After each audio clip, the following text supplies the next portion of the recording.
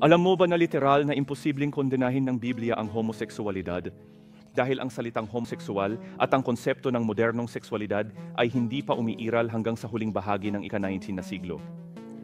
Walang salitang homoseksual sa Biblia hanggang 1946 nang ipinasok ng mga tagasalin ng Revised Standard Version ng Biblia ang salitang iyon bilang pagsasalin ng isang misteryosong salitang Griego, arsenokoitai. Sige, ipagpalagay na lang natin para sa argumento na hindi nauunawaan ng mga may akda ng Biblia ang konsepto ng sexualidad gaya ng pagkakaintindi natin ngayon at na wala silang kaalaman tungkol sa mga mapagmahal at tapat na magkaparehang-parehong kasarian.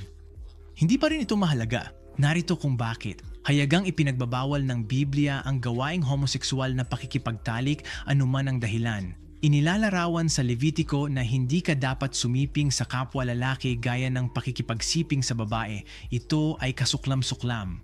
At inilalarawan sa Aklat ng Roma kung paano pinalitan ng mga babae ang likas na gamit ng kanilang katawan para sa hindi likas at iniwan ng mga lalaki ang likas na gamit ng babae at nag-alab ang kanilang pagnanasa sa isa't isa, lalaki sa lalaki na gumagawa ng kahalayan. Pansinin na ang salitang homoseksual at homoseksualidad ay hindi lumalabas sa mga talatang ito, ngunit malinaw na ipinagbabawal ang inilarawang pag-uugali.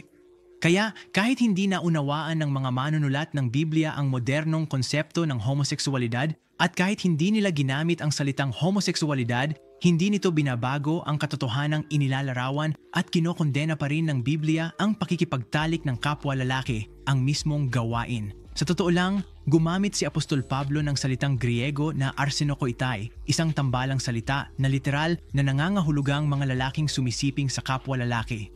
Ngayon, isinasalin ng Biblia ang salitang ito na sa palagay ko ay mali bilang mga homoseksual, ngunit mas mainam siguro itong isalin bilang mga lalaking nakikipagtalik sa kapwa lalaki na muli ay tumutukoy sa gawain, hindi sa atraksyon at naaayon sa pag-aalala ni Pablo tungkol sa mismong gawain.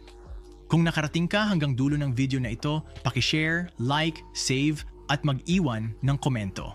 Malaking tulong ang lahat ng ito para maikalat ang mga video na ito. Hanggang sa muli nating pagkikita.